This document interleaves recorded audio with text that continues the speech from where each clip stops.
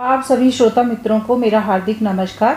आज मैं सुनाने जा रही हूँ मुंशी प्रेमचंद जी की अत्यंत रोचक कहानी तगादा। तो सुनते हैं कहानी तगादा। सेठ चेतराम ने स्नान किया, शिव जी को जल चढ़ाया, 2-4 मिर्च चबाए, 2 लोटे पानी पिया और सोटा लेकर तगादे पर चले।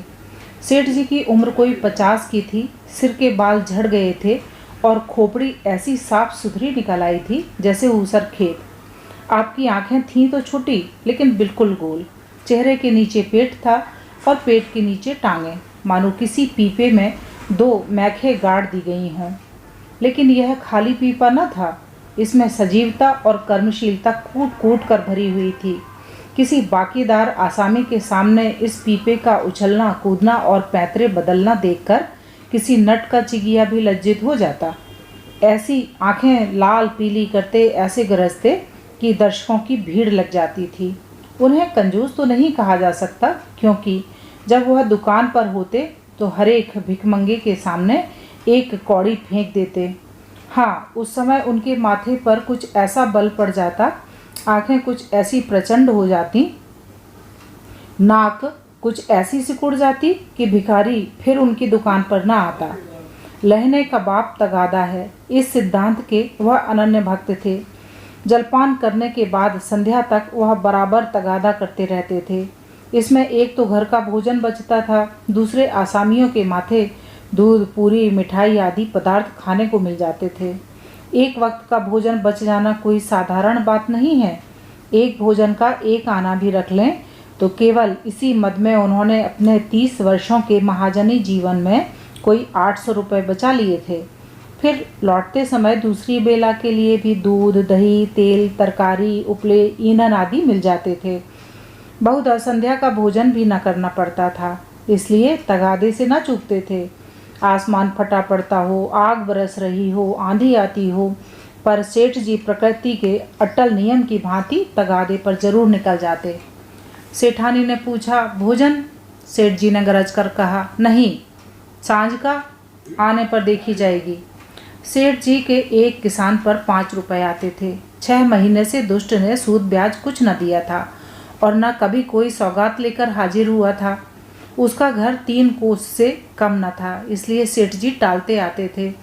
आज उन्होंने उसी गांव चलने का निश्चय कर लिया। आज बिना दुष्ट से रुपए लिए न मानूंगा, चाहे कितना ही रोए घिघियाए। मगर इतनी लंबी यात्रा पैदल करना निंदास्पद था। लोग कहेंगे, नाम बड़े दर्शन थोड़े, कहलाने को सेठ चलते हैं पैदल।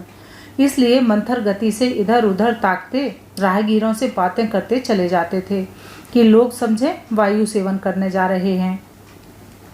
सहसा एक खाली इक्का उनकी तरफ जाता हुआ मिल गया। इक्केवान ने पूछा, कहो लाला, कहाँ जाना है? सेठ जी ने कहा, जाना तो कहीं नहीं है, 2 परग तो और है, लेकिन लाओ बैठ जाऊं। इक्के वाले ने चुभती हुई आंखों से सेठ जी को देखा। सेठ जी ने भी अपनी लाल आंखों से उसे घूरा। दोनों समझ गए, आज लोहे के चने चबाने पड़ेंगे। इक्का चला। सेठ जी ने पहला वार किया। घर कहाँ है मियाँ साहब? घर कहाँ है हुजूर, जहाँ पढ़ रहूँ वहीं घर है। जब घर था तब था, अब तो बेघर बेदर, और सबसे बड़ी बात यह है कि बेपर हूँ। तकदीर ने पर काट लिए, लंडूरा बनाकर छोड़ दिया। मेरे दादा नवाबी में चकलेदार थे हुजूर, 7 जिले के मालिक, जैसे चाहें तोप दम कर दें, फांसी पर लटका दें। निकलने से पहले लाखों की थैलियां नज़र चढ़ जाती थीं हुजूर। नवाब साहब भाई की तरह मानते थे। एक दिन वह थे, एक दिन यह है कि हम आप लोगों की गुलामी कर रहे हैं। दिनों का फेर है। सेठ जी को हाथ मिलाते ही मालूम हो गया पक्का फेकैत है, अखाड़ेबाज, इससे पेश पाना मुश्किल है। पर अब तो कुश्ती बद गई थी, अखाड़े में उतर पड़े थे। बोले, तो यह कहो कि बादशाही घराने के हो?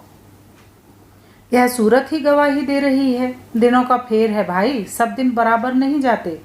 हमारे यहाँ लक्ष्मी को चंचला कहते हैं, बराबर चलती रहती हैं। आज मेरे घर, कल तुम्हारे घर। तुम्हारे दादा ने रुपए तो खूब छोड़े होंगे। इक्के वाला, अरे सेठ, उस दौलत का कोई हिसाब था? ना जाने कितने तहखाने भरे हुए थे, बोरों में सोने चांदी के डले रखे हुए थे, जवाहरात टोकरियों से भरे पड़े थे। एक एक पत्थर 50-50 लाख का। चमक दमक ऐसी थी कि चिराग मात। मगर तकदीर भी तो कोई चीज़ है। इधर दादा का 40वां हुआ, उधर नवाबी बुर्द हुई। सारा खजाना लुट गया। छकड़ों पर लाद लाद कर लोग जवाहरात ले गए। फिर भी घर में इतना बच रहा था कि अब्बा जान ने जिंदगी भर ऐश किया। ऐसा ऐश किया कि क्या कोई भकुआ करेगा। 16 कहारों के सुखपाल पर निकलते थे। आगे पीछे चौबदार दौड़ते चलते थे। फिर भी मेरे गुजर भर को उन्होंने बहुत छोड़ा। अगर हिसाब किताब से रहता तो आज भला आदमी होता, लेकिन रईस का बेटा रईस ही तो होगा। एक बोतल चढ़ाकर बिस्तर से उठता था। रात रात भर मुजरे होते रहते थे। क्या जानता था एक दिन यह ठोकरें खानी पड़ेंगी। सेठ: अल्लाह मियाँ का शुक्र करो भाई कि ईमानदारी से अपने बाल बच्चों की परवरिश तो करते हो, नहीं तो हमारे तुम्हारे कितने ही भाई रात दिन कुकर्म करते रहते हैं, फिर भी दाने दाने को मोहताज रहते हैं। ईमान की सलामती चाहिए, नहीं तो दिन तो सभी के कट जाते हैं। दूध रोटी खाकर कटे तो क्या, सूखे चने चबाकर कटे तो क्या। बड़ी बात तो ईमान है। मुझे तो तुम्हारी सूरत देखते ही मालूम हो गया था कि नीयत के साफ सच्चे आदमी हो। बेईमानों की तो सूरत ही से फटकार बरसती है। इक्के वाला बोला: सेठ जी, आपने ठीक कहा कि ईमान सलामत रहे तो सब कुछ है। आप लोगों से 4 पैसे मिल जाते हैं, वही बाल बच्चों को खिला पिलाकर पड़ा रहता हूँ। हुजूर और इक्के वालों को देखिए तो कोई किसी मर्ज में मुब्तला है, कोई किसी मर्ज में।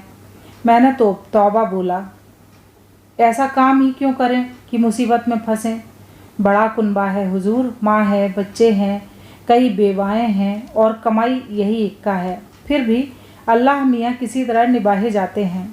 सेठ: वह बड़ा कारसाज है खां साहब, तुम्हारी कमाई में हमेशा बरकत होगी। इक्के वाला: आप लोगों की मेहरबानी चाहिए। सेठ: भगवान की मेहरबानी कहीं चाहिए।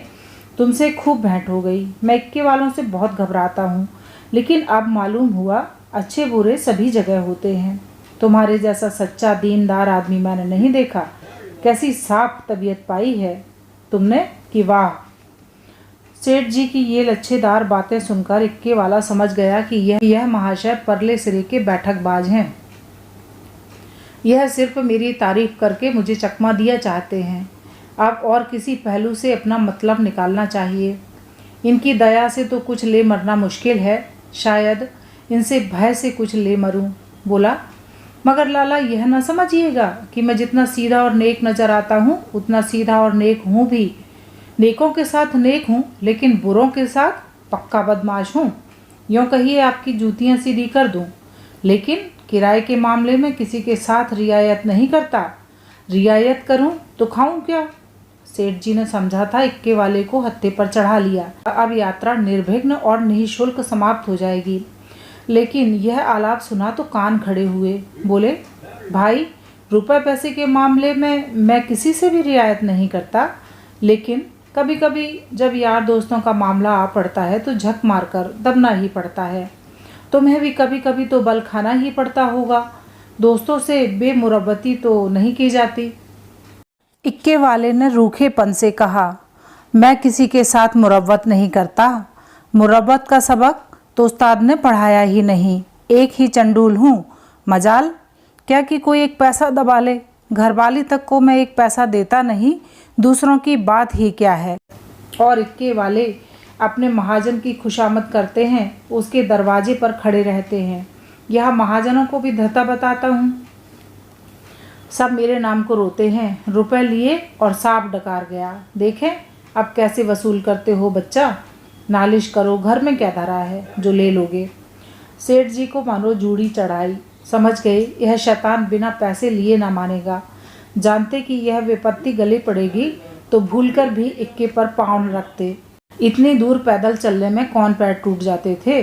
अगर इस तरह रोज पैसे देने पड़े तो फिर लेन देन कर चुका। सेठ जी भक्त जीव थे। शिव जी को जल चढ़ाने में जब से होश संभाला एक नागा भी न किया। क्या भक्त वत्सल शंकर भगवान इस अवसर पर मेरी सहायता न करेंगे। इष्ट देव का सुमिरन करके बोले: खां साहब, और किसी से चाहे न दबो, पर पुलिस से तो दबना ही पड़ता होगा। वह तो किसी के सगे नहीं होते। इक्के वाले ने कहा मारा: कभी नहीं, उनसे उल्टे और कुछ ना कुछ वसूल करता हूँ। जहाँ शिकार मिला झट सस्ते भाड़े बैठाता हूँ और थाने पर पहुँचा देता हूँ। किराया भी मिल जाता है और इनाम भी। क्या मजाल कि कोई बोल सके। लाइसन नहीं लिया आज तक, लाइसन। मज़े में सदर में इक्का दौड़ाता फिरता हूँ, कोई साला चू नहीं कर सकता। मेले ठेलों में अपनी खूब बनाती है। अच्छे अच्छे माल चुनकर कोतवाली पहुँचाता हूँ। वहाँ कौन किसी की दाल गलती है, जिसे चाहे रोक लें। 1 दिन 2 दिन 3 दिन 20 बहाने हैं। कह दिया, शक था कि यह औरत को भगाए लिए जाता था। फिर कौन बोल सकता है। साहब भी छोड़ना चाहें तो छोड़ नहीं सकते। मुझे सीधा न समझिएगा, एक ही हरामी हूँ। सवारियों से पहले किराया तय नहीं करता, ठिकाने पर पहुंचकर 1 के 2 ले लेता हूँ। जरा भी ची चपड़ किया तो आस्तीन चढ़ा पैंतरे बदल कर खड़ा हो जाता हूँ। फिर कौन है जो सामने ठहर सके। सेठ जी को रोमांच हो आया। हाथ में एक सोंटा तो था, पर उसका व्यवहार करने की शक्ति का उनमें अभाव था। आज बुरे फंसे, न जाने किस मनहूस का मुंह देखकर घर से चले थे। कहीं यह दुष्ट उलझ पड़े तो 10-5 दिन हल्दी सौंठ पीना पड़े। अब से भी कुशल है यहाँ उतर जाऊं, जो बच जाए वही सही। भीगी बिल्ली बनकर बोले, अच्छा अब रोक लो खां साहब, मेरा गांव आ गया। बोलो तुम्हें क्या दे दूं। इक्के वाले ने घोड़ी को एक चाबुक और लगाया और निर्दयता से बोला, मजबूरी सोच लो भाई। तुमको न बैठाया होता तो 3 सवारियां बैठा लेता। तीनों 4-4 आने भी देते तो 12 आने हो जाते। तुम 8 ही आने दे दो। सेठ जी की बधिया बैठ गई। इतनी बड़ी रकम उन्होंने उम्र भर इस मद में नहीं खर्च की थी। इतनी सी दूर के लिए इतना किराया वह किसी तरह न दे सकते थे। मनुष्य के जीवन में एक ऐसा अवसर भी आता है जब परिणाम की उसे चिंता नहीं रहती।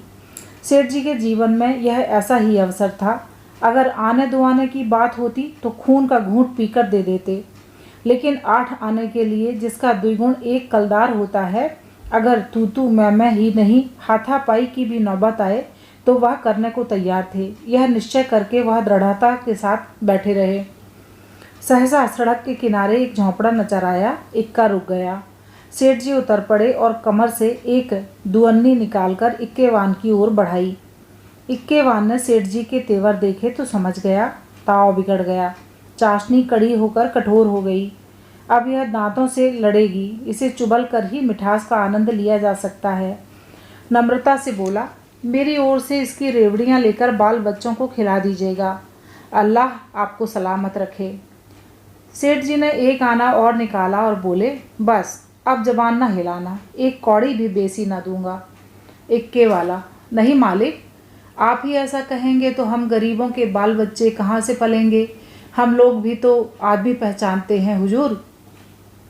इतने में झोंपड़ी में से एक स्त्री गुलाबी साड़ी पहने पान चबाती हुई निकल आई और बोली, आज बड़ी देर लगाई। एकाएक सेठ जी को देखकर, अच्छा आज लाला जी तुम्हारे इक्के पर थे। फिर आज तुम्हारा मिजाज काहे को मिलेगा। एक चेहरे शाही तो मिली ही होगी। इधर बढ़ा दो सीधे से। यह कहकर वह सेठ जी के समीप आकर बोली, आराम से 4 पहिया पर बैठो लाला, बड़े भाग थे कि आज सवेरे सवेरे आपके दर्शन हुए। उसके वस्त्र मंद मंद महक रहे थे। सेठ जी का दिमाग ताज़ा हो गया। उसकी ओर कनखियों से देखा। औरत चंचल, बाकी कटीली, तेज तर्रार थी। सेठानी जी की मूर्ति आंखों के सामने आ गई। भद्दी, थलथल, पिलपिल, पैरों में बेबाय फटी हुई, कपड़ों से दुर्गंध उठती हुई। सेठ जी नाम मात्र को भी रसिक न थे, पर इस समय आंखों से हार गए। आंखों को उधर से हटाने की चेष्टा करके चारपाई पर बैठ गए। अभी कोस भर की मंजिल बाकी है, इसका ख्याल ही न रहा। स्त्री एक छोटी सी पंखिया उठा लाई और सेठ जी को झलने लगी। हाथ की प्रत्येक गति के साथ सुगंध का एक झोंका आकर सेठ जी को उन्मत्त करने लगा। सेठ जी ने जीवन में ऐसा उल्लास कभी अनुभव न किया था। उन्हें प्रायः सभी घृणा की दृष्टि से देखते थे। चोला मस्त हो गया। उसके हाथ से पंखिया छीन लेनी चाहिए। तुम्हें कष्ट हो रहा है, लाओ मैं झल लूँ। यह कैसी बात है लाला जी, आप हमारे दरवाजे पर आए हैं, क्या इतनी खातिर भी न करने दीजिएगा। और हम किस लायक हैं, इधर कहीं दूर जाना है। अब तो बहुत देर हो गई, कहाँ जाइएगा। सेठ जी ने पापी आंखों को फेर कर और पापी मन को दबाकर कहा, यहाँ से थोड़ी दूर पर एक गांव है, वहीं जाना है। सांझ को इधर ही से लौटूंगा। सुंदरी ने प्रसन्न होकर कहा, तो फिर आज यहीं रहिएगा, सांझ को फिर कहाँ जाइएगा। एक दिन घर के बाहर की हवा भी खाइए, फिर न जाने कब मुलाकात होगी। इक्के वाले ने आकर सेठ जी के कान में कहा, पैसे निकालिए तो दाने चारे का इंतज़ाम करूं। सेठ जी ने चुपके से अठन्नी निकाल कर दे दी। इक्के वाले ने फिर पूछा, आपके लिए कुछ मिठाई लेता आऊं? यहाँ आपके लायक मिठाई तो क्या मिलेगी, हाँ मुँह मीठा हो जाएगा। सेठ जी बोले, मेरे लिए कोई ज़रूरत नहीं, हाँ बच्चों के लिए यह 4 आने की मिठाई लिवाते आना। चवन्नी निकालकर सेठ जी ने उसके सामने ऐसे गर्व से फेंकी मानो इसकी उनके सामने कोई हकीकत नहीं है। सुंदरी के मुंह का भाव तो देखना चाहते थे, पर डरते थे कि कहीं वह यह न समझे लाला चवन्नी दे रहे हैं, मानो किसी को मोल ले रहे हैं। इक्के वाला चवन्नी उठाने जा ही रहा था कि सुंदरी ने कहा, सेठ जी की चवन्नी लौटा दो। लपक कर उठा ली, शर्म नहीं आती? यह मुझसे रुपया ले लो, 8 आने की ताज़ी मिठाई बनवा कर लाओ। उसने रुपया निकाल कर फेंका। सेठ जी मारे लाज के गड़ गए। एक इक्केवान की भटियारिन, जिसके टके भर की भी औकात नहीं, इतनी खातिरदारी करे कि उनके लिए पूरा रुपया निकाल कर दे दे। यह भला वह कैसे सह सकते थे? बोले, नहीं नहीं, यह नहीं हो सकता, तुम अपना रुपया रख लो। रसिक आँखों को तृप्त करके, मैं रुपया दिए देता हूँ, यह लो 8 आने की ले लेना। इक्केवान तो उधर मिठाई और दाना चारे की फिक्र में चला। इधर सुंदरी ने सेठ से कहा, वह तो अभी देर में आएगा लाला, तब तक पान तो खाओ। सेठ जी ने इधर उधर ताक कर कहा, यहाँ तो कोई तंबोली नहीं है। सुंदरी उनकी ओर कटाक्षपूर्ण नेत्रों से देखकर बोली, क्या मेरे लगाए पान तंबोली के पानों से भी खराब होंगे? सेठ जी ने लज्जित होकर कहा, नहीं नहीं, यह बात नहीं, तुम मुसलमान हो ना? सुंदरी ने विनोदमय आग्रह से कहा, खुदा की कसम, इसी बात पर मैं तुम्हें पान खिलाकर छोड़ूंगी। यह कहकर उसने पानदान से एक बीड़ा निकाला और सेठ जी की तरफ चली। सेठ जी ने 1 मिनट तक तो हाँ हाँ किया, फिर दोनों हाथ बढ़ाकर उसे हटाने की चेष्टा की, फिर जोर से दोनों होंठ बंद कर लिए। पर जब सुंदरी किसी तरह न मानी तो सेठ जी अपना धर्म लेकर बेतहाशा भागे। सौंटा वहीं चारपाई पर रह गया। 20 कदम पर जाकर आप रुक गए और हाँफ कर बोले, देखो इस तरह किसी का धर्म नहीं लिया जाता। हम लोग तुम्हारा छुआ पानी पी लें तो धर्म भ्रष्ट हो जाए। सुंदरी ने फिर दौड़ाया। सेठ जी फिर भागे।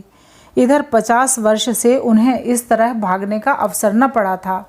धोती खिसक कर गिरने लगी, मगर इतना अवकाश न था कि धोती बांध लें। बेचारे धर्म को कंधे पर रखे दौड़े चले जाते थे। नामालूम कब कमर से रुपयों का बटुआ खिसक पड़ा। जब एक 50 कदम पर फिर रुके और धोती ऊपर उठाई तो बटुआ नदारत।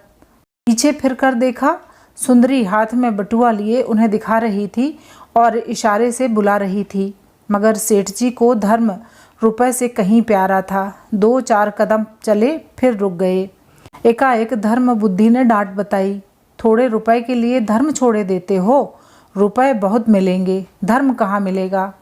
यह सोचते हुए वह अपनी राह चले, जैसे कोई कुत्ता झगड़ालू कुत्तों के बीच से आहत दुम दबाए भागा जाता हो और बार बार पीछे फिरकर देख लेता हो कि कहीं वे दुष्ट आ तो नहीं रहे हैं।